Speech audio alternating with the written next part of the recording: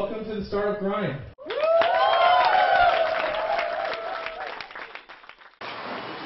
Okay, hello everyone, and welcome to Startup Grind Bangalore. This is the third event which we are having in Bangalore, and it's very nice of Gautam to come and talk to us today. So thanks a lot, thank you very much. I would really like to thank Your Story, Shraddha Sharma, Chandan especially. He is here on Saturday for us, and for providing us a nice space and for everything. So thank you, Chandan. Thanks to Your Story. So how we usually do these events is we give everyone like 1 hour to mingle and to connect, and then next hour is of course the fireside chat, and next hour is another we can ask questions to you and to each other, and there's another alternative. There's some food to try. So always helps. Yes, always helps. Yes. So we'll start with this. So all of my events, that's how we start. We start with where you started, right? So it's more about your journey. We're going to talk about how you started, where you started, stuff like that. So let's go back in time and talk about the time when you thought, okay, you know what, I want to do this, I want to be an entrepreneur, I want to start something on my own. Let's start there. Let's start with those thoughts. Okay, so I started when I was 25, and I just passed out from campus. And see, the whole thing was that I used to work with Wipro, and in a year I figured out that getting a salary won't make me rich. Right. So my whole funda was this is what I told my dad, and I was slightly less than 25 at that time. So I told him, boss, your father was middle class, you are middle class, I'm not going to be middle class. Right. So I don't know what I'm going to do. So unlike a lot of you here, I never had a plan. I had no clue of what business I would do. But I was very clear, boss, I am not doing a job, because a job is not going to make me rich. Right. So the whole thing of that salary and versus asset creation, that was pretty clear in my mind. So that's I started to be the richest man in the world. Right. That was my only trigger point. Okay. And I had enough confidence in myself, because I'll figure it out. Kuch to kar lenge, kuch kama lenge. Okay. And when you're 24 and a half, then your needs are very limited. Like, you drive a motorcycle, right? You can borrow money from a lot of friends. So cash flow, although is important, but it's not that important. It's not really going to, get you down. So my start was something which I wouldn't advise a lot of other people to do. But I mean, unless you have a very, impetuous bent of mind. But that's how it was. So when I started my business in '96. I was primarily doing something which was called body shopping, right? Which was basically sending people abroad to the United States. But along with that, I was doing 6 other things, right? Including celebrity management, including trying to organize cricket matches, anything which made money, right? So, but in my mind, I was clear, boss, there is a business and there is cash flow, right? So I didn't confuse the two. So I knew that there is something that I want to do which hopefully will become big at some point, and something which I need to do to make some money, which is basically cash flow. So that's the way I pretty much sorted out the first couple of years of my life. So I took a long time to make money. So it was because body shopping is a very long gestation business. I don't know how many of you are familiar with it.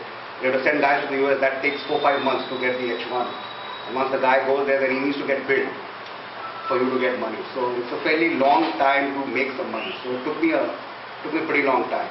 But you keep doing some other things, and hopefully some of them generate enough cash to pay for your cigarettes and a couple of whiskeys here and there. So that's really how it works. Okay, cool. So like you started with body shopping, right? Yeah. Then you were doing 5-6 other things. But like if I remember correctly, I've read the book. So you failed like 2 businesses which you say, okay, this was not good, and then something worked. So let's start with those 2 businesses where you realize, okay, this is not working. When was the time when you knew, okay, you have to drop this, it's not working? Okay, so body shopping I dropped because my clients went bankrupt. Okay, so I mean, at a given moment of time, I had about 6 or 8 customers in the US, and when the Nasdaq crashed in the fall of 2000, then pretty much before that itself, the IT business started slowing down. So, I mean, the writing was on the wall that this business is not going to scale, and this probably is not going to exist. So I shut that business down primarily because I didn't have enough customers, and even the ones that I had were slowly, basically filing for Chapter 11. So that was a pretty simple decision. But the other one, the one that I started after that, which was actually what I think was the best idea that I ever had, right? So in '99, when I remember when Sifi bought, what is the name of that guy? I used to run that site, Bawarchi.com, and there was a string of sites, name like that.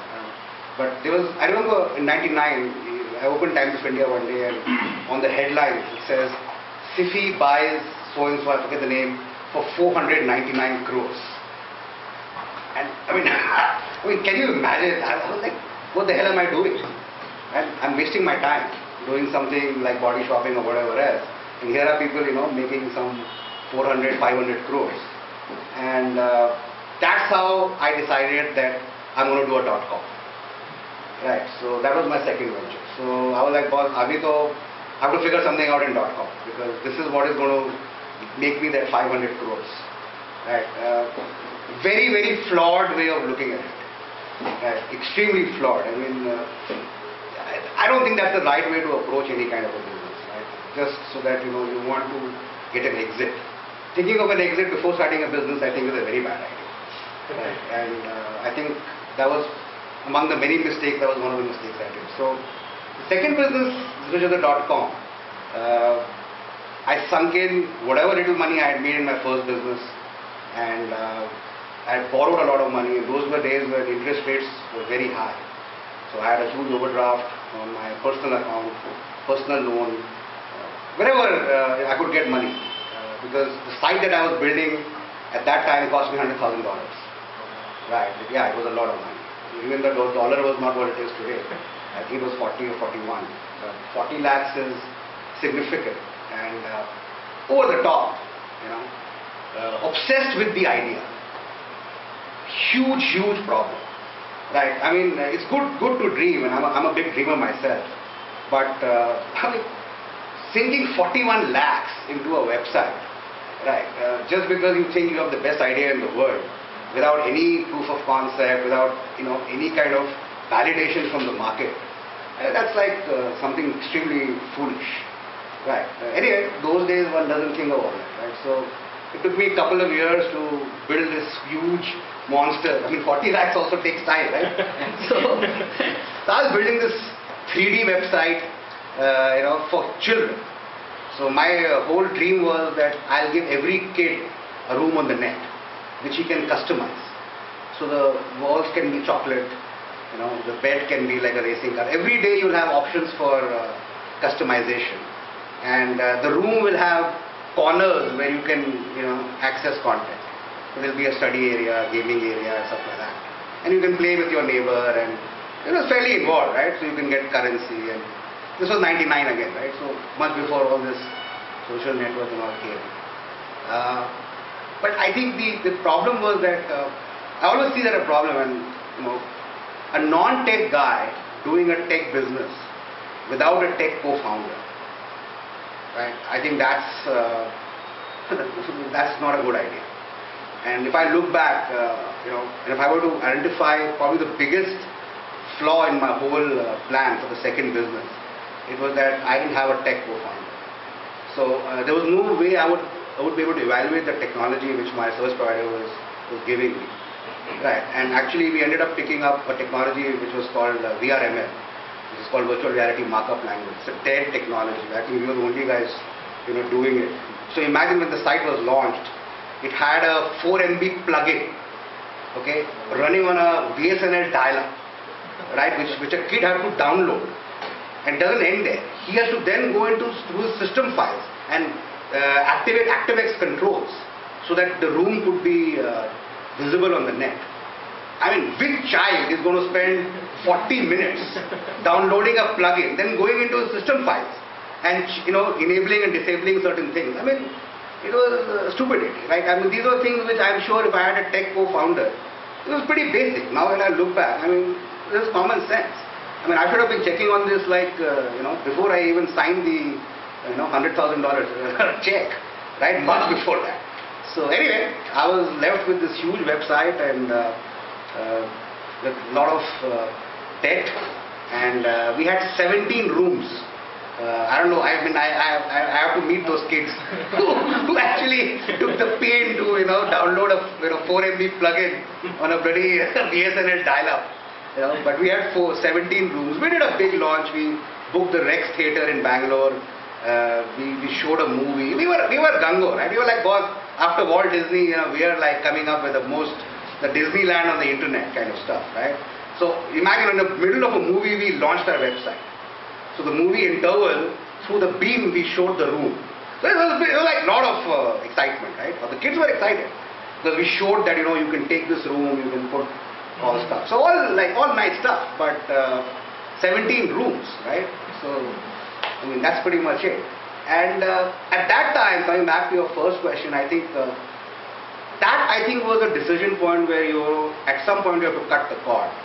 Right? I think a lot of entrepreneurs are not able to do that. So, I mean, we tried it for about a year and a half, a bit more than that. And we tried to pivot, the usual, of course, those days pivot was not a word. So we tried something else, we tried to do something else with kids, running workshops, it was not a scalable business, right? I mean, teaching drawing to children is not going to get me anywhere. So we made some money, I think we ended up making some 70,000-80,000 bucks, which on a 40 lakh investment was fairly poor. So I just shut it down. So I think one day my partner and I were just sitting and we were like, hey, that time the government of India announced a scheme where you can close down companies very fast. Right? It was a limited time window. We come up with this month. Otherwise, closing a private limited company in India is very tough. It takes a long time. And I've done 3 of them, so I know. But this one was quick. We went and submitted some forms and we quickly closed the company down. But I guess that's an important question. When do you know, or when should you cut the cord? And I think the important part is that, which is what I keep telling people I invest in, that, hey, you know what, I failed so many times, but I didn't fail actually, right? What I was trying to do didn't succeed. But, the key is that I never regarded myself as a failure, right? I always thought, I tried something, it didn't work. But that doesn't mean I'm no good. I'll figure something out. So I think that then becomes the key to try and do something else. So you put it very nicely that the things which you were doing failed. It was not you who failed. Cutting the cord. At least in our environment, failure is not taken. People don't perceive it very nicely, right? You go and tell someone, oh, I failed a company. In Indian, at least in ecosystem we have, it's not celebrated. That's the word I think we use a lot. But yes, you put it very, very nicely that you have decided to cut a cord and it's very nice. So this is done. The second company you realize huge debt, cut the cord. Now what? What happened next? What were the thoughts which are going on? No, nothing. I had to pay 20 lakhs because 40 lakhs was the total outstanding. 20 lakhs was my partner's share. 20 lakhs was my share. Right. So the first thing that time was I had to pay 20 lakhs, and in exuberance of youth, I had borrowed some money from money lenders. Right, and those are risky guys, because they break your homes. So they don't have call centers calling you and saying, there is no call center. There's only banks. Yes. But he was a nice guy. He was very nice. So he paid him. I mean, he said you have to pay him in cash. They don't take checks, right? So my only thing was that time was, boss, I need to do something which will pay off my debt. With a debt, I can't move forward. So I have to clear my debt quickly. Then I will think something. Then only can I move forward. Because with 20 lakhs of debt, there's no way, I'm moving.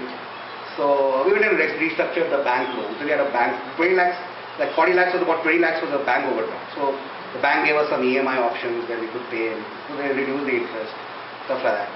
So the third business, which I actually sold, I never wanted to do. I started that business to pay off my debt. And it was the only business which I thought would make me cash fast enough so that I could pay back 20 lakhs. Right, and that was it. There was no idea, there was nothing. I was desperate. Okay, that time if you had showed me anything which made me a lakh a month, I would do it. Because I was just doing mathematics. I was like, well, in 2 years I want to be debt free. Right? I don't want to drag it more than that. So I said, okay, let me start this business.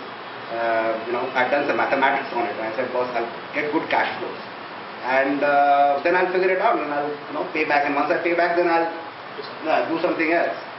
And that's it, right? I mean, I started that business in 2001, and I had an offer to buy in 2006. Wow.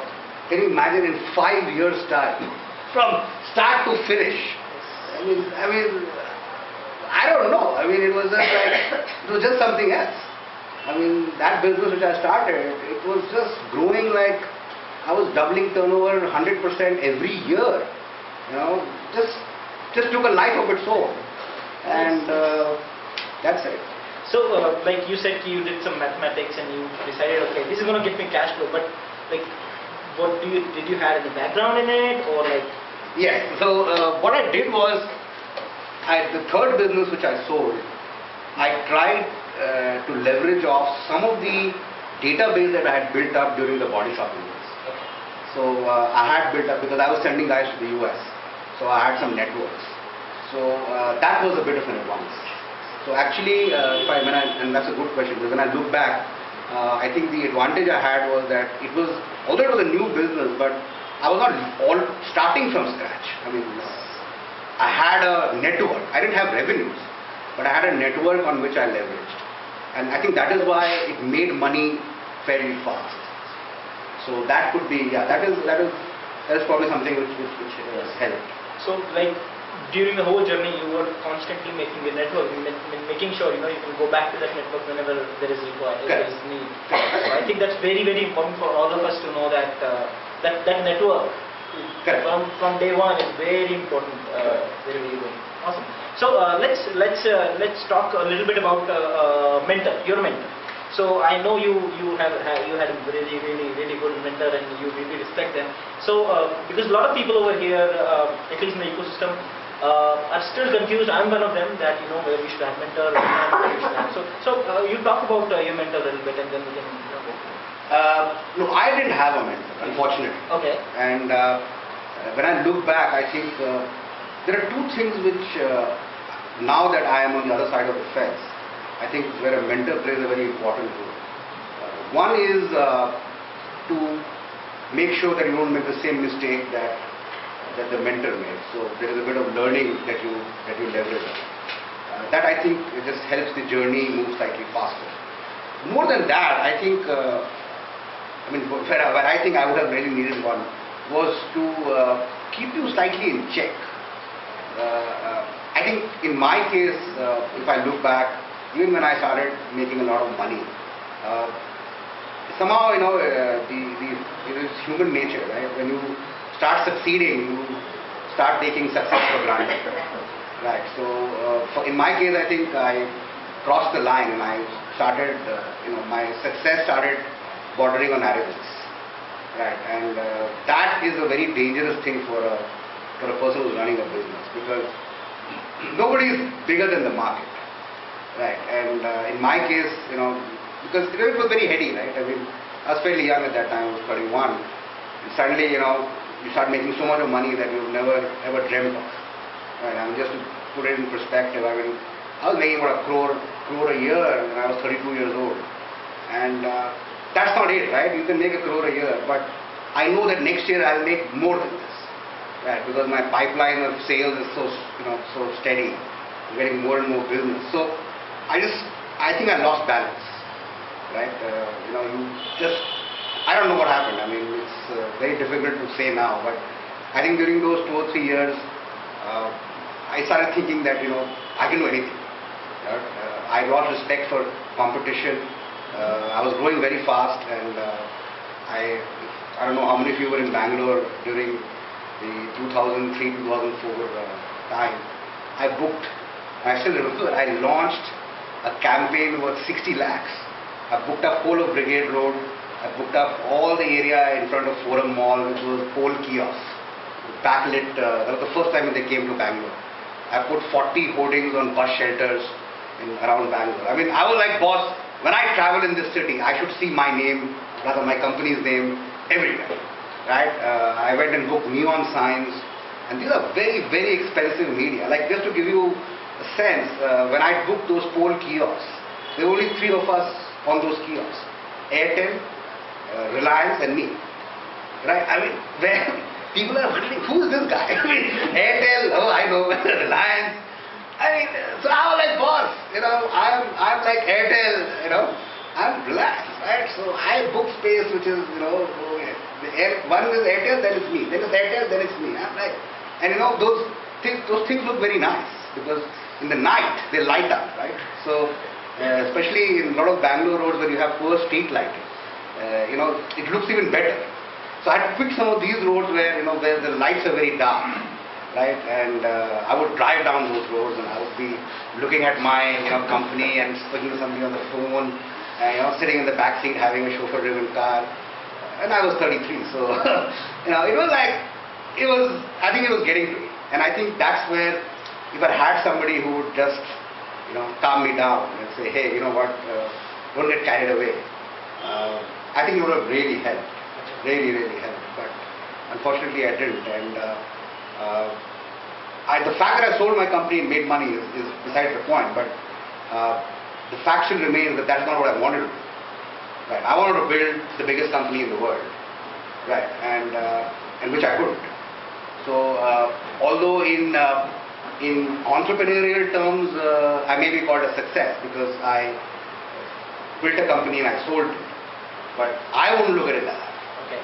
Because I actually didn't end up achieving what I wanted to achieve. Now maybe I have some other calling in life. Now that I'm growing slightly older, I realize that. But the fact still remains that I sold my company not because I wanted to sell it.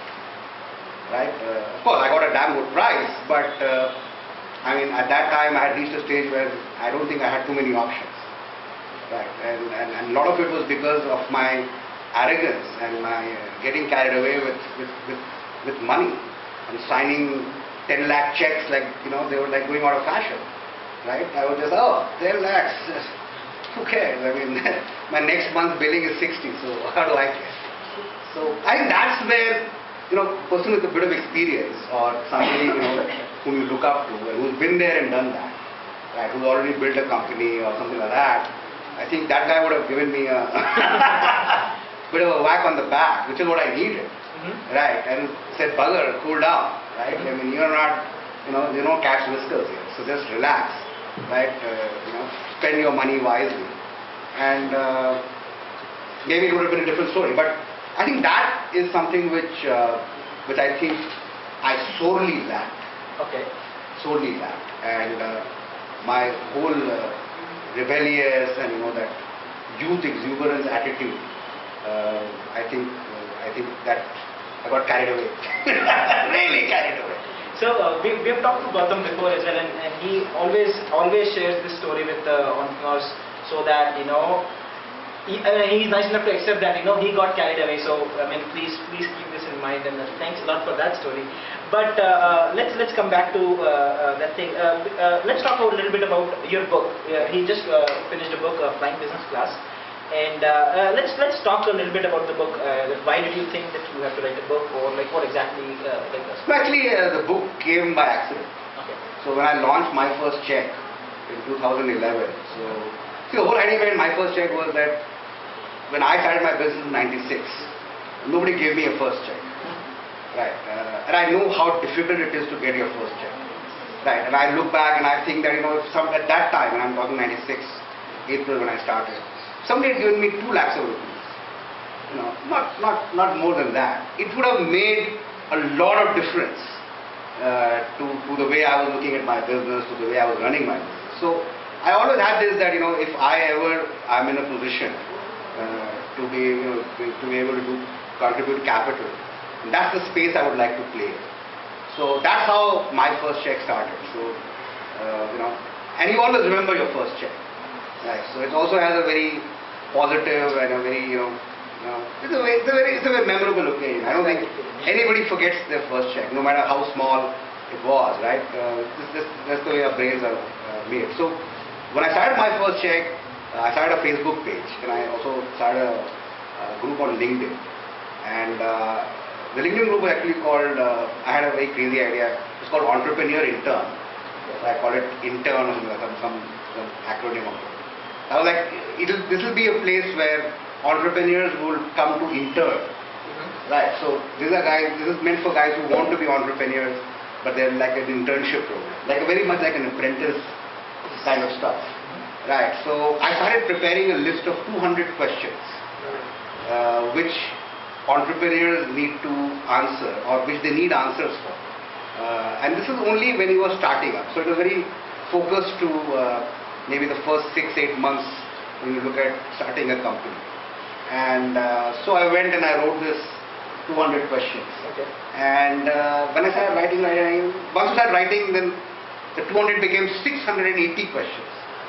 So each time I would write a question, and I would think, oh shit, I would jog my memory. I would, oh shit, I haven't covered that part. So I'd go write another question and then write the answer to that question. So then I stopped writing questions, I started writing points. I thought it was becoming too much. Question and answer, like it's like becoming. So I started writing points. I ended up with about 600, from 650, 660 points. And so when I read through those 660 points, I was like, hey, maybe this can be converted into a book. And that's when I met a friend of mine. He's a creative guy by background. So he told me that don't write it in this format. Make it into a story. Okay. Right. So that's how the book is. Yeah. So I said, oh, that's a good idea. Let me make it. So it was actually his thing. And he said make it into a fictional account. I don't write an autobiography. I'm not at that stage in life, right? Where I'm going to write something. So I'm like, I don't want to do that. So he said, no, don't write an autobiography. Just write a fictional story about an entrepreneur.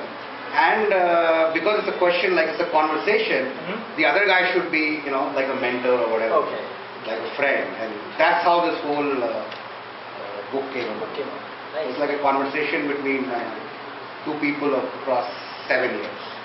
Okay. Yes. So with that, one more thing I would like to know is after exiting. I mean, it's very. I don't know. A lot of people might not connect to this question, but after exiting, were you involved with the company or not?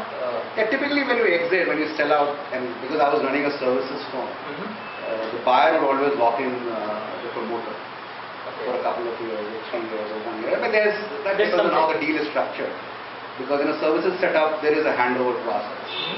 So when I exited, I had a 2-year like a whatever handover, whatever word you want to use. So I actually came out in 2010. Okay. 2010 June. I had a long time to do my contract. I mean, I told you I had a term sheet in 2006, but actually, by the time I got the money and I closed the deal, it was 2008 March. Okay. So I was as I said, a very reluctant seller. Right. So I took 14 months, which in hindsight was again a very stupid thing to do, because here somebody was paying you shitloads of money, and when my friends were like, "What's wrong with you? I mean, just take the money." And why are you negotiating? Once the money thing is done, then just close it. But I think for me it was something else. So I was very emotionally involved in my business. So even for those 2-3 years, I was like, no, I don't want to have a contract with this. I don't want to be an employee in my own company. Okay. I don't know how to explain it, but it's just, I mean, of course. And when I saw the movie, one of these BBC documentaries, I think even Pirates of Silicon Valley, I'm forgetting which one. And there's a scene, right, when Steve Jobs is sacked from Apple, right? And there's this guy who's talking about it, and he's like, Steve was, he went home and he was alone, and he was very, very sad. And I went to his house, and none of us spoke, right? But it was a very sad day, and I was just thinking, it's humiliating. End of the day, I think the man went through. Imagine being sacked from the company that you have created. I mean, what more? I mean, that's so for me that was a big. So I was, negotiating a lot. So I finally came out in 2010. Okay. Cool. So with that, you've shared a lot with us, and a lot of things which did not work or where you made mistakes, and so that's very, very nice of you. I'm going to open this to Q&A for everyone, so that if they have any questions they can ask you. So you can raise your hand and we can go from there. So Gautam Sinha, all yours.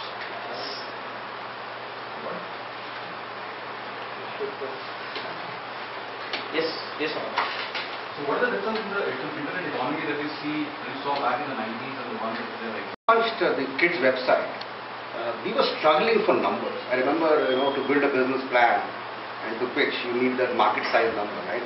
I remember at that time, to arrive at a 1 million internet user base, we had to do so many extrapolations because India didn't have 1 million users.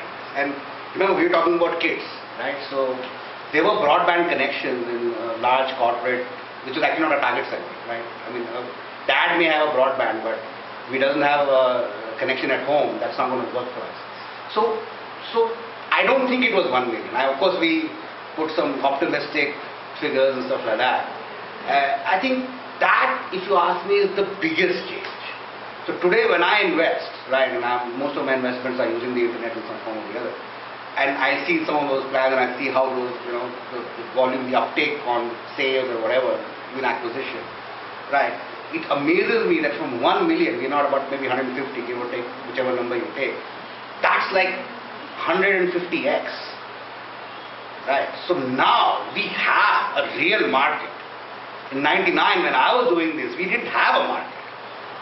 We imagined we had a market. Right, which is why internet companies if you look at the internet companies in India, when I started, they didn't do anything. Right, and a lot of them got funded also, but they couldn't because there was no market. Right, even the people who are on the net were only using it for email. Right, and primarily in corporates and primarily in software companies. Right, because they had the links with the US and stuff like that. So there was no concept of using the internet for fun. Forget shopping or anything else. So that, I think, is the biggest change, size and usage. Like, what do you use the net for? These two things, I think, are the biggest change that I see from 99 to now. So that's, I think, it's a huge plus point. Nice. So, okay, I have a question. So, like you started my first check and you invest in companies. So let's say give me 3 red flags which everyone can think about when they're going to an angel investor or VC. Let's stick to angel investing because that's what I do. Yeah. So 3 red flags which like the first one, and you need to have a co-founder. Okay, I've done a couple of investments in single founder companies, and I've done investments in 2 founders. I've done investment in 3. So I've done the whole thing, nothing beyond 3. The difference is stark. Okay, the rate of growth, and more than anything else, it's that you need to have a sounding board, right? It's a very lonely journey. Right? An entrepreneurial journey is probably the loneliest because unlike a job, you don't have colleagues, right? And there's no boss, and there's no beer in the evening and you're very crib about somebody, some email. All those things don't happen because you're an entrepreneur, right? There is no politics, right? I mean, let's not forget, those things are a big, glue in a corporate world, right? We may abuse it, but it works, right? You do meet in pubs in the evening. What do you talk about? You talk about office politics, right? I mean, you talk about a bad boss, and that's the way it is. Those things create camaraderie, right? And then you bond with each other. So, but in an entrepreneur's life, there is no calling, right? Especially when you're starting, there is nobody anyway, right? There's no employers. So, you need someone. You cannot do this. There's nobody in the world who's done it alone, right? So, you need to find someone. And today, when I invest, and although I have done single person, I don't think I would invest any more in a single person organization. Having done 8 or 9 of them, and having seen in front of my eyes the difference, and where a 2-3 person company can move and a single person company. I know Ashish is smiling, but you are not actually a single person. So single person companies have that drawback, and it's a very interesting thing because a week back, and I was teaching my daughter chemistry, right? And she hates the subject. I don't think anybody likes chemistry, right? So she's in class 7, and we were just going through this, and we were looking at the constituent of air, right? And the constituent of air is nitrogen and oxygen, right? And nitrogen is about 76 and oxygen about 21. And then it struck me, you know what?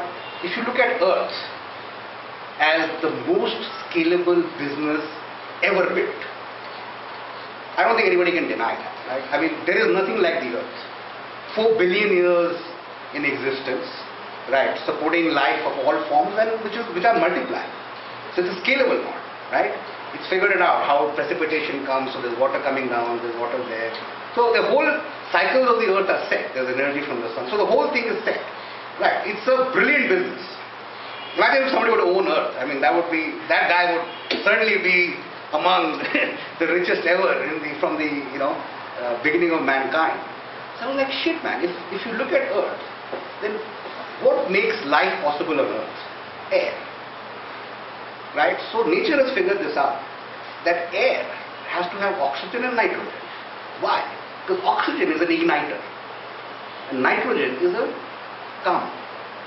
So if nitrogen was not there, Earth would blow up. Because any fire would never get off. But if oxygen was not there, there would be no fire. There would be nothing to ignite. I mean, there would be nothing created. Right? And then I was like, shit, this makes sense. Because if you look at a founder-co-founder relationship, so there is an oxygen. And the oxygen is the guy who probably comes up with the idea, who's the igniter. And then, to balance that oxygen, there needs to be a nitrogen. Right? Who keeps this guy, okay, hold on. That's fine, let's not get carried away. Let's look at some process system, get some to a diagram there, okay, how are we going to get customers here? The guy is like, this oxygen guy is like just rattling off, right? We're going to build the biggest company in the world, we're going to be the richest man in the world, and you know who I'm referring to, right? So, I didn't have a nitrogen. Right, so yeah, full of energy, full of excitement. That's important, because to get anything off the ground, to just break inertia, you need like tremendous force, like this Newton's first law. So that is the oxygen, right? And that is your founder. And I meet a lot of founders, full of enthusiasm and energy levels which can move the bloody earth, right? Good, very good. I'm like, damn good, man. Now, tell me, is there anybody who can calm you down? And these guys, he said, what do you mean? I said, yeah, that's what I mean. I said, you'll blow it up. You'll blow this up and take it from me. I have blown it up. I'm not speaking from a book here. I have lived that life. I have blown it up. I have blown up my own company. Well, I never had a nitrogen. I never had a guy, either as a co-founder or as a mentor, whichever word you want to use, who could drill some sense into me and calm me down. Cool it. Hold it. Take a deep breath.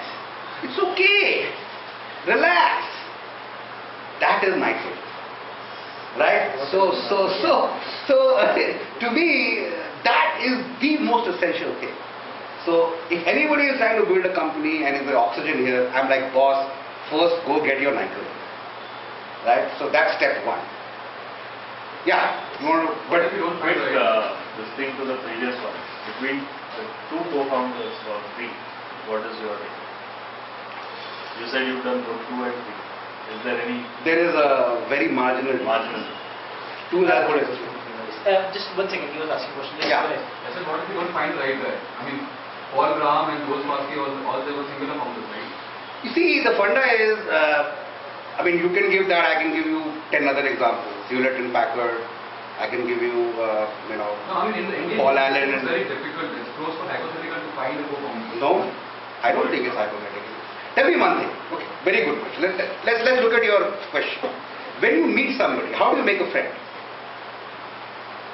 Communicate. Okay, so then what tells you that, so you meet so many people, right? You go to a bar, you go to a coffee shop, whatever, you go to a movie hall, you go to a party, you go to a meetup like this. How do you decide that this guy is going to be my friend? Wavelength switching. So there is, see, remember, at the unconscious level, which is 90% of your brain, if not more, there are things which are getting triggered. You can say similar wavelengths, similar interests, but something is happening, right? It is not zero, right? You meet so many people. Everybody is not your friend, no matter what Facebook says, right? Everybody is not your friend. Let's be very clear. Human beings cannot have 5,000 friends, right? It's not possible. So how do you decide how to make a friend? So there is something.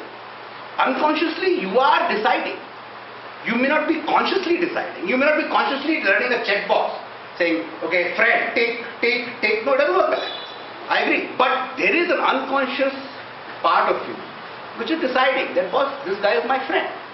Right? Similarly, when you are starting a company, right, and in your mind you're looking for a co-founder, that's all there is. You have to go on meeting people. You go on meeting, and you will find. 100% you will find. The only thing is, don't get bogged down by background commonalities. I don't believe in that. I don't care, whether the guys from the same region speak the same language, from the same school. This is the problem. I think people confuse friendship and partnership in business.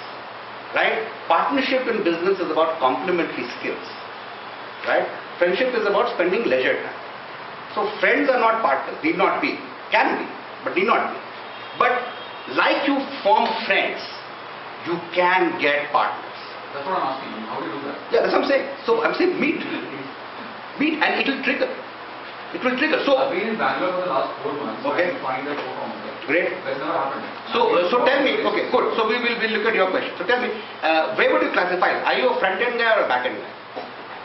In terms of what is that? No, in a business, there are two kinds of people, right? There's a guy who's front-end, which I have an idea and I'm trying to materialize it. I don't know. that is fine, but from a skill, from an interest and skill perspective, I'm a technical guy. so you're a back-end guy, right? So what you need to get right now is a person who can take care of the sales, right? That is how you have complementary skills, right? So there is one person who builds, there's one person who sells, right? So the issue for you, so that's step one. So in your mind you're clear that, hey, I need to get a person who can front end, who can sell, who can meet customers, right? And once that is clear, then you start meeting people with that in mind, and you will get. Now remember one thing, that so people say, oh, how do I trust him? I'm saying, boss, I mean, that's a difficult question. When you get married, how do you trust? But who has an answer to that question? Tell me. Nobody. I mean, a lot of people get married and they break up, right? So, I mean, there is trust breakdown between father and son, brothers. What are we discussing here? Right? So trust can break down anyway. So trust, remember, trust has no function of longevity of relationships. It's the biggest fallacy of life. I have known you for 20 years, therefore I trust you. Bullshit. Bullshit. Because all of us have seen business relationships break up. Right? Why do they break up? Because of lack of trust. I mean, they have been friends for 30, 40, 50 years. So therefore, if one keeps this aside, and therefore one says, oh, I need to trust, but trust has no function of longevity. So let me keep that aside. So now I can meet you, right, in an event like this, and we can hit it off. Don't have the barrier. We can hit it off. You like me, I like you, I like what you're building, and you think I have complementary skills. Hey, let's have a chat. Let's figure it out. That's all. Now your question, will it work? I don't know. But all I'm telling you is nobody knows. Nobody knows. Just because of that doesn't mean you won't try it. Nobody knows. Can anybody guarantee? No. So that's it. No. Tell me. Go ahead. No, go ahead. What if everything is very clear in your mind? What if you have absolute clarity about what you want to do? Okay. What you want to achieve? Okay. And was recently about launching a beta and all that happens. Okay. In that situation, what should you prioritize? The product engineering process or finding a co-founder? You need to find a co-founder. You remember one thing, you will find it, again, I will never say impossible because that word doesn't exist in my dictionary. And I don't think that word exists anywhere. So it's not impossible. Nothing is, right? But it is very difficult, let me use that word, right? And very lonely to build a company by yourself. That much I can tell you from experience. Is it impossible? I agree with you. Nothing is. Nothing is impossible. But very difficult. So remember one thing, you are fighting against odds, right? I mean, anyway, building a startup is you're fighting against odds. So have the odds stacked with you rather than against you. There are too many odds against you already, right? Why add one more to it? Right? I mean, anyway, you're pretty climbing a hill, right? Boss, you need all the push you can get, right? Why unnecessarily increase friction?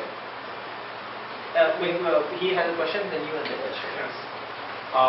Have I answered your question to some extent? Yes. Okay.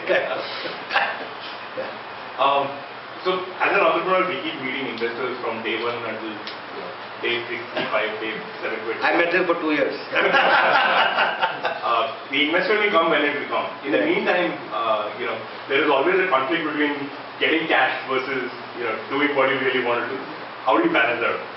See, okay, now I'm going to give you my take. Again, there's no right or wrong answer. I'll tell you the way I looked at it, right? For me, cash was important because for me, I'm a proud person. Okay, I don't want to go to somebody when I'm not strong. That's my personality. Now, I'm not saying that's your. I mean, everybody has built differently. I would find it very awkward talking to an investor when I can't pay my next month's bills. Putting it very simply, because I think cash is highly underrated by a lot of people. Highly underrated, and I think it is extremely important. Forget the business. It has nothing to do with the business. I think again people are missing the point. It's to do with confidence. It's to do with confidence. When you have cash in your wallet, you're standing erect, right? And you're like, boss, I don't think I can use the word, but I don't give whatever, right? I don't give, whatever, because I can pay next month's salaries. I can pay salaries after that. Yes, I have a great product. I need money, and I'm with you. I need capital. Capital's role is to provide velocity, to provide acceleration. That is the role of capital. Capital accelerates a business. It doesn't sustain a business. There's a difference between the two. Your operation should sustain your business. Capital should accelerate your business. So for me, you need to be cash positive. Operationally cash. I'm not saying profit. You get the difference, right? Operationally. So however much you're earning, right, you should pay your bills and have some money for yourself. I'm not saying you're going to take a lakh a month. You can't. But at least your cigarette, daru, petrol, eating, or whatever your little bit rent and all that should get taken care of. Then you're like, boss, now talk to me. I have this great idea. Talk to me. And I don't care. I don't care. Right? And that's why I think cash is important. Very important. And I think it's highly underrated because of the model of the West. And I solely blame this whole, again, don't want to use a couple of other words, slavish mentality that we have of anything to do with the West. And if you read some books which I have read, and I have read a lot now in the last 4 years, and you read about what we achieved and how we achieved it, especially a book, I don't know which frame of mind you are in, but it's called The Tao of Physics. Right? It makes you proud to belong to the East. I can say that. It's a tough book to read. It's written by an American physicist. But it really tells you why are we aping them here? Why are we aping them? I'm completely against that. We should build our own. I'm not saying, don't get me wrong. I mean, I have a lot of respect for it. Huge respect for the country, for America. Been there a lot of times, I love the place. But I don't think anything is worth copying. Right? And just because the Valley or the American system says, hey, whatever, cash and just concentrate on growth. But it's all right for you to say, I'm the entrepreneur here, this is my life. Right? For you it's an investment. You write it off. But what about me? Right? The alternative this is I get back to a job, and imagine that. I don't know how many no disrespect meant, but I mean a job, come on. Working for someone else. What are we discussing here? Yes, sir. Sir, I have a question for you. Everything you're saying now, it's converting into inspiration, motivation from this side. I really see that the energy is flowing through. Now you told us about how to start the game, put the game on, which is O and N, on, which is oxygen, nitrogen usage, chemistry. I didn't think of it. So you start the game on with the O and N, which is the co-founder, right? Okay. Perfect example, and I'll put this on Facebook tomorrow that I have met this from this great person. On, that's a good one actually. Yes, sir. Start the game on. Thank you for the drink that On. So, and then I was thinking about when you're mentioning it, not everybody can be as successful as you are, in a increasing pattern of revenue making, whether it's a steady increase or exponential curve that you experience in your life, right? Now, how do you strategize that, or what did you do to strategize that, or whether it just happened coincidentally, or what actions you took, or what principles you took, or what did you stand for that make it happen? What is the real thing that in you did,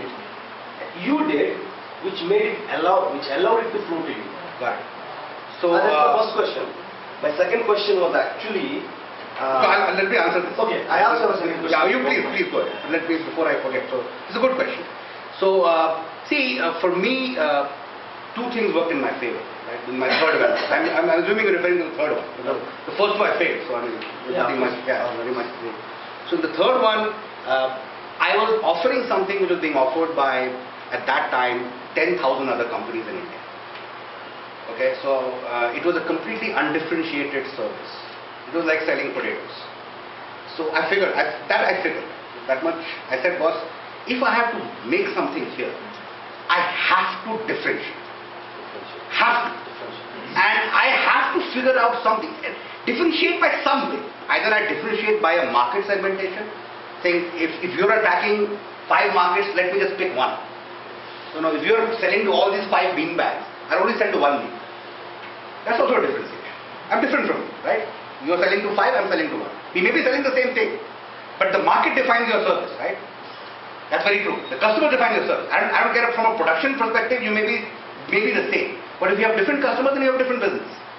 Right? So I picked one, right? And I went for depth. I said, boss, I'm not looking at those 2 beanbags. For me, they don't exist. You may be servicing. For me, they don't exist. I'm looking at this black bean. And this black beanbag, I will rule. I will rule this market. It may be small, but in this market, you cannot touch it. Yeah, if to those markets you are big, and I respect you, boss, you are big. But इधर आएगा ना तो boss, इधर नहीं, ये मेरा है. मैं झंडा गाड़. So put my flag. In a services business, Guru, when I sold my company, I had 10.2% market share. And 2% of the market. And the other guy, the guy who was number 2 in India, had about 2%. That was the gap. But that guy was much bigger than me. If you take all the markets, much bigger than me. But in this market, I am the good. And the reason I went for depth is because I didn't have that kind of capital. Actually, it worked in my favor. I didn't have the capital to go for width. So if you go for attacking multiple markets, you also need to spend that kind of money. Right. So actually that worked in my favor. So I went for one, and I'm a big believer in that. And when I sold my company to this American firm, and we were doing the last deal across the table, I figured out that one of the reasons why they have done what they have done is they are completely specialists. America is a country of specialists, right? They build businesses on specialization. And that is something which I do. So for me, to answer your question, I went for depth, not for width. I was just vertical. Focused on one item and just hammered it. Thank you. The second question was actually very dear to me. I think it's probably most people think like me, I don't know, but I have to check that also on that. See, when I want to build a business, I have my heart and soul on it, right? So I have a personal interest in keep sustaining the business forever in my lifetime, right? Now, the current trend in the business world, especially emanating from US, which we are, like you said, adopting, is not in favor of that. There's always the exit strategy. Entrepreneurs are about these fast-moving trains that takes one concept from one place to the other, leave it there, and go somewhere else. What is this? We are not transportation systems, right? We want to build big businesses that provide quality services to the world. So why are we in this track of being transported from one place to the other? Or is that the right approach? I mean, I've not been in the business for very long to see that whether this is the right approach, is it really adding value, or is this a misconception, or is this something not educated to the world, or are the gems not shown to the world in this process, or are there no gems in this? Is it just a rat race, the blind man following blind, not following the ditch. I don't know what it is. I'm still confused about this scenario, and I'm a FOB into the business world today. So I want the perspective from you. I think if you look at it, this is a classic question. It's been around for like 15, 20 years. So there was a book which I read in 2002, which changed the way I looked at entrepreneurship. When I was doing my third venture, it was called Build to Last. Right. Yes, you got it. And the reason it changed, of course, a lot of companies that he's quoted, I think, don't exist anymore. But leave that aside. But what it told me was that, hey, you can actually build something which is beyond you. That is what the book talked about. Build to last. So it was like, hey, this is a chance to create something which will be around after you die. Right. So that was built to last. And I think that's a category of entrepreneurs. There are entrepreneurs who want to create something which is forever. In answer to your question. Right. And those entrepreneurs exist everywhere. There are in India. I mean, I don't think that's cultural or region specific. I think it's more a personal thing. Right. And also remember that you also have to be practical on this. Right. I mean, you can, like I was, wanting to make something which was built to last. But actually I didn't get there. Right. Because I had to sell, and that's not built to last. And the reason I had to sell was I was a practical. I mean, end of the day, there is a dream, but there is also practicality. When you're running a business, you have to be practical. And at a point, you may realize that, hey, you know what, maybe I need to park it for some time. Because, it's not making sense anymore. Or it's reached a stage where I have to, get a lot of capital. Right, which is what my business had reached. And if I get a lot of capital, that means, I have to get investors, and therefore I have to part with stake of my company. Right, nobody's going to give capital for free. And then you have to do a trade-off, like, do I get acquired? Or do I go raise money? And that's a personal call. And I took a call from the other side, but you could have taken a call this side also. So that's an entrepreneurial trait. At the same time, there are entrepreneurs who do build to flip. Build to flip. Right. So you build something and you flip it. You take money, you sell it. And you build something else and you sell it. And those are typically serial entrepreneurs. And there are several of them in the valley. And I think there are several, not several, but there are some in India also. And I'm sure there will be more. It's a personality. It's not really a system where there's nobody encouraging exit, It's a personal. building companies that just... Look, the only thing is, remember one thing. When you take money from somebody else, it's fundamental wrong. Boss. It's not a one-way street. Okay? If you take money from somebody else, that means that person needs to get something in return. तो धंधा बना रहा है यार, उसको क्या मिल रहा है? So that's a bit of an issue. Now, when I built my company, I didn't take money from anybody else. Right? I built it with my own money. I struggled, whatever it is. At the end of the day, I was owner of my own business, fully. So I didn't have to ask anybody. I was doing whatever I was doing. So then it's a different thing.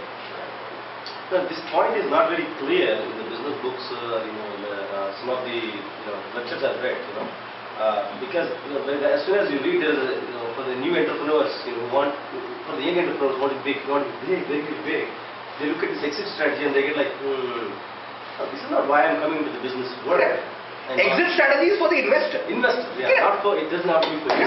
No, in fact, it shouldn't be. Nice for that. Shouldn't be. Shouldn't be free. In fact, I said that, right? I mean, my second business, I was looking at exit before I even started. That was a mistake. It was a complete mistake. Because I was an entrepreneur. It's a mistake to go with the mind, an idea of exit strategy in the mind in the beginning. Absolutely. Thank you, sir. Thank you. An investor should have that, not you. Okay, so three more questions, 1, 2 and 3. Yeah.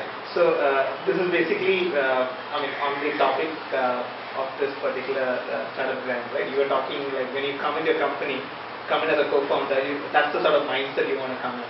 I was just going. Okay. So you probably invested in 3, 4, some 5 companies. Yeah, but I've done some angel also. So total about 9. Yeah. I mean, 1 or 2 success stories. Can you just explain like what is the sort of role you played where you helped? No, I haven't exited anything. Not exited. Okay. In terms of growing the company. The thing is that this is like a personal thing, right? So I'm not speaking on behalf of the investor community. This is the way I approach it. See, I am actually an entrepreneur by heart. Right? That's the only thing I know. I worked for 1.5 years, so I mean I really can't say I'm a professional, quote unquote, right? I did my MBA like some, I don't even know, I've forgotten, some 18 years ago. Right? So, and there's nothing I remember out of it, right? So only thing I know, only thing I remember is entrepreneurship. Because this I know. I know this. I know how to take something, move it around, fail, take something else, move it around, fail, take something else, and then build something out of it. Right? So, boss, will I have fun building with these guys? So for example, Posh Wine. Yeah. What I mean, what are the So with Posh Wine, I think the whole thing, the brilliance, the great story with Posh Wine is that the stage at which I come in, the business is completely undefined. So which direction do we go? Right? And I love that. I don't want to invest in a business already defined. I love uncertainty. I thrive on uncertainty. I thrive on the fact with Posh Wine. Now, of course, it's more defined, so it's getting slightly lesser, right? My role is also coming down. But I remember last year, I mean, the fact that, hey, tomorrow anything can happen. So we're trying some 4-5 things, right? I don't know which one will work. So let's try this, let's try this. Oh, this didn't work. Okay, let's try something else. Oh, this didn't work. Okay, let's try something else. So that is the role I play. So I work with the founding team. Hopefully, otherwise the founder is a one case. Then I have some of those also. But in the founder one case, I play a slightly different role. Then I become a co-founder. So I'm the nitrogen. Right. So yeah, that's the other one. But in a founding team, I don't have to play that role because they already have that sorted out. So in a founding team situation, like Posh Wine, specific example, it's more, trying to figure out the model and the path to scale, and also the getting it cash flow. So yeah, you can stand on your own feet because it takes time, right? Because I come in and it's just a concept. So obviously there's no revenue, right? So we build the revenue, we look at the cost. So all that kind of thing. And I keep the mistakes that I made so many of them, right? I mean, you can imagine, I just told you some 6, 7.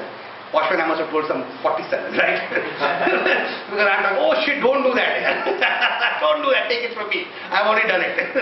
That's not going to work. So those kind of things, that's what I enjoy. So that's why I come in, I call myself, for lack of a better word, co-creator or whatever.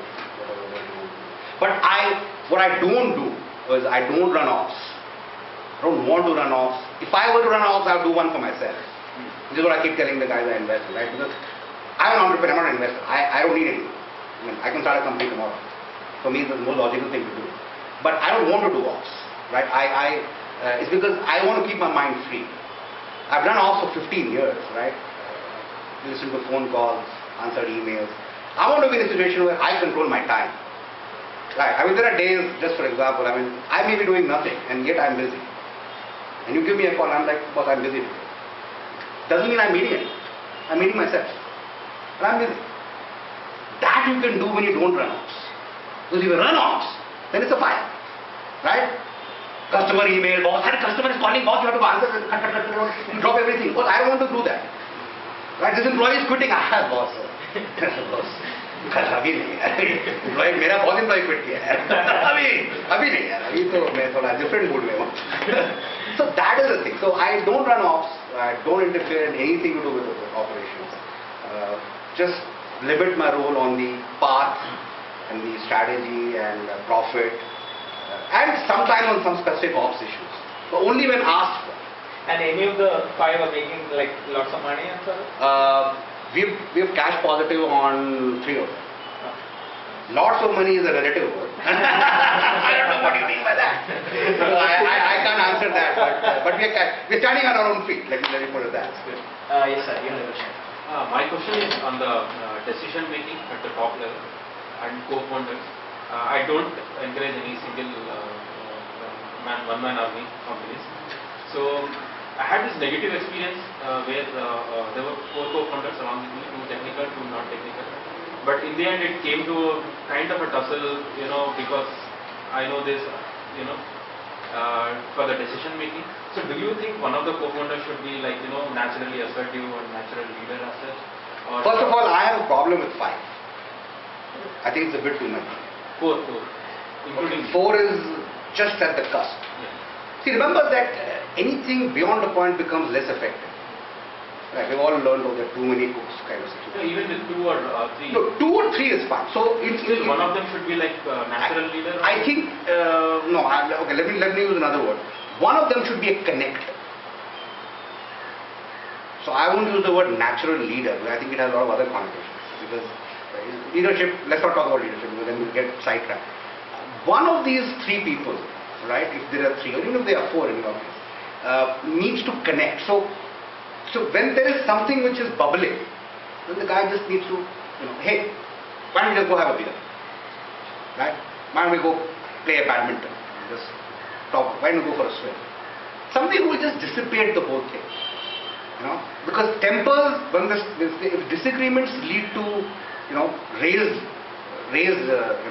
tones, then that can cause immediate breakdown. Right? And that's not when you're thinking the best, right? You're never thinking when you're, when your adrenaline is like really pumping. So there's one person who has to calm and connect. Both. Calm, that is bring the temperature down, but also make sure the people connect. So suggest something which involves, well look, the three or four of you have already known each other. It's not that you are strangers. So something, you must have had something in common. Right? Maybe you enjoy drinking together, maybe something, some activity together, maybe you see a movie together. I don't know. Right? Depends on what you guys do together. And then get the group out. That I think should solve some of these issues. But if the differences are on issues of money, it is a relationship which has to break. And it is best broken there. Remember, money issues are difficult to sort out. If there are decision-making issues, style of leadership issues, you are moving into my turf issues, solvable. If there is a trust money issue, why did you sign that check without asking me? Right? Why did you place that order? Did you check the other vendor who was offering 20% lower? Right? Where is my share of this monthly cash surplus? Those are fundamental problems. Fundamental problems. Need to be resolved. But if they are not, then it's better. You have to cut the problem.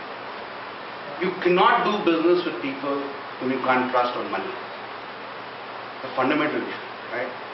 Because money is the base on which you will build this, right?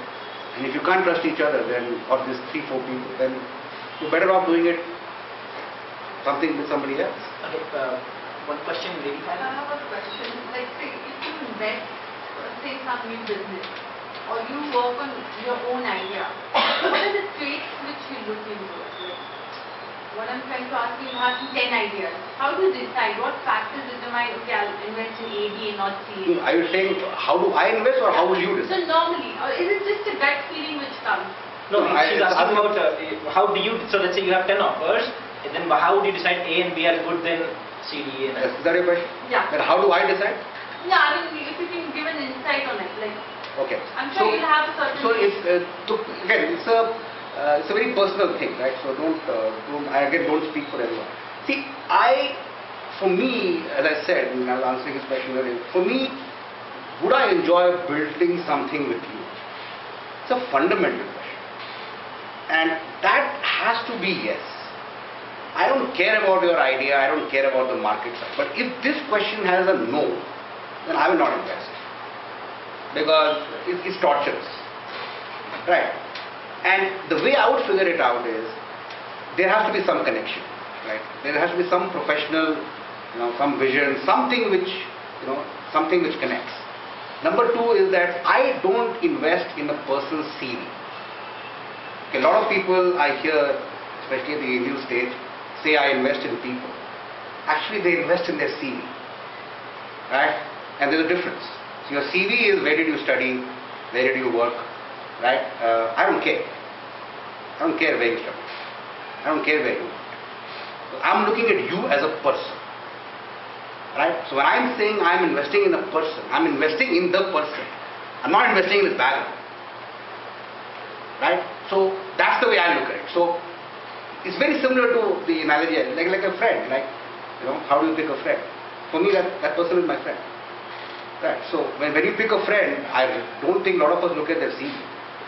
Right. I mean, we're not doing a job interview. Right. I don't care. I mean, you don't care where your friend went to school or went to college. You just connect. That's the way I do it. But having said that, I've done some investments where I know for a fact that maybe there is no exit. Okay. Maybe. I mean, I don't know. So even for me, in some I'm very clear that there is an exit, and that's why I've invested. But in some, I have just invested because I just like the guy and I just like what he's doing, and I think it'll be fun just building it together. And I'm like, let's figure it out, you know.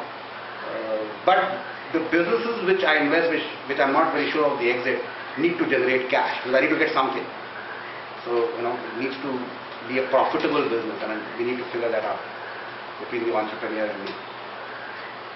So with that, I'm going to stop the Q&A over here, and he'll be around for a little bit more, so that he'll be talking to us. But thanks a lot, and thanks for the great talk. Sure, thank you.